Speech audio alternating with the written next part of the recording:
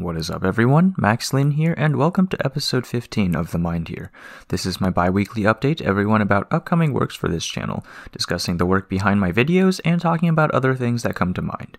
It also serves as a way to keep myself externally motivated and accountable to get my work done. If you're interested in how I make my music and videos, feel free to take a look at previous episodes. Welcome to all of you who are listening to me for the first time. If you're enjoying my content and want to see more, please consider subscribing. Let's start off with the transcription. Since I had so much time, I was able to basically finish the transcription these last 2 weeks. All I need to do now is prepare it for upload in the next few days.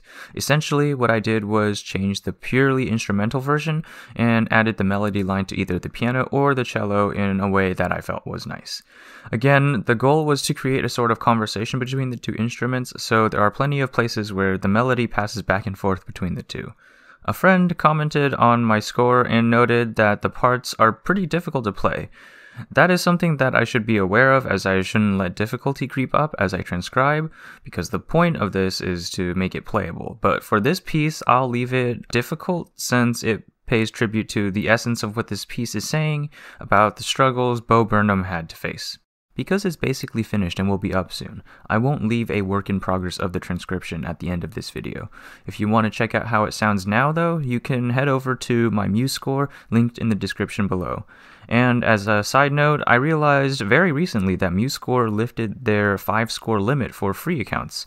So I've gone back and added all the scores I've ever done on there. The downside is now that sheet music, or any file format, can't be downloaded from the website anymore with a free account. So if you want sheet music, head over to my website. I've put PDFs on there for everyone to download for free. Next on the list to talk about is the new video. This video was an explanation about the types of videos that should be popping up in the near future. This was something that I wanted to do for a while, and thanks to the extra free time, I was finally able to crank it out. One thing to note about it is that because I am choosing to do frame-by-frame animations, it forces a simplicity in my drawings, since the more complex it is, the more time it takes to make and get things right. This will hopefully keep the graphics essential and purposeful, stripping away fillers and distractions. Another thing to note about the animation style is that for most of this video, I redrew everything for each frame.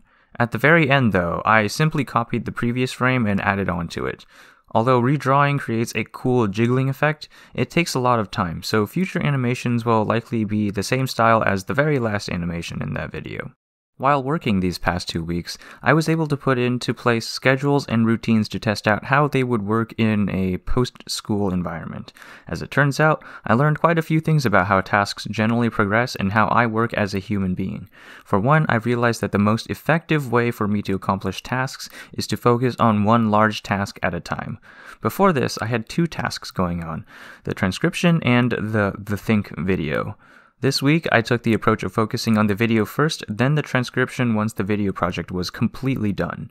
This worked better, probably because I was able to focus and get quality time in for my projects instead of dividing attention.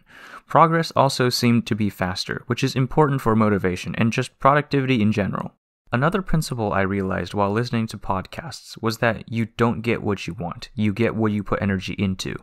Although this sounds trivial, when thinking in the context of risk-dominant or reward-dominant systems, it provides powerful insights. For those that are driven primarily by risk or fear, their focus would be to minimize risk, which is not necessarily a bad thing, but you are making important trade-offs. For example, if you focus on not getting a specific disease, then that's what you'll be preoccupied to do. Not that bad, right? What if instead you focused on maintaining the healthiest body possible? Then not only would minimizing susceptibility to disease be included, but the goal shoots for improvement rather than just avoiding damage. That's what this principle implies. You can focus on not letting something happen or aim for something better to happen. This also plays into the expectation versus reality gap that people tend to have. Of course, we all have our wants, but it's whether we put energy into achieving them that determines how close we get. So if you're worried about a whole host of other things, you certainly will not achieve what you want. Alright, our questions today come from Alfred Prose. Thank you again. The first part of the question asks what I am using my excess free time doing. For the most part, I'm using it to work on personal projects like stuff on my YouTube channel, as well as cleaning the house and spending time with family. Besides that though, this time was gifted to us as a way to slow down and really think about our lives and what's going on. It's revealing holes everywhere, so it's a great time to do some reflection and consider some deeply rooted ways of thinking. I'm taking the time to work on my mental strength and also things I haven't done before, like yoga. The next part asks what my thoughts are on people who end up doing nothing productive with their time. The first thing to consider is the word productive. I can't be the judge of what productive means for other people, but what I can say is that if you don't know, just ask if you regret doing what you did with your time. I also try not to think poorly of people who make poor decisions. They are stuck in a mindset or environment that just isn't serving them, but with time they will learn how to reach a better state. Chastising them doesn't do any good, so I do my best to keep an open mind. Of course, if they reach out for help, I'd be more than willing. A little pain isn't bad though, it means growth is happening. The final part of the question asks me to compare my productivity on school days versus these days off. This sort of depends, but as of recently, I can say that school days are very much hyperproductive. It's not very sustainable in the long run though, and requires some fallow time during the weekends. With my days off, the average productivity may not be that great, but I am getting a lot more done. And when I say that productivity goes down, that doesn't mean I'm not doing anything. It just means I'm taking things a little slower and enjoying the moment a bit more. Of course, I'm guilty of random unproductive behavior and falling into perpetual procrastination, especially when the future is uncertain at the moment. But again, these are unprecedented times and a great way to see what systems are failing and need improvement. Alrighty, that wraps up this episode. Thank you everyone who watches these updates. It provides me with feedback on my work and in turn helps me provide everyone with better content to enjoy.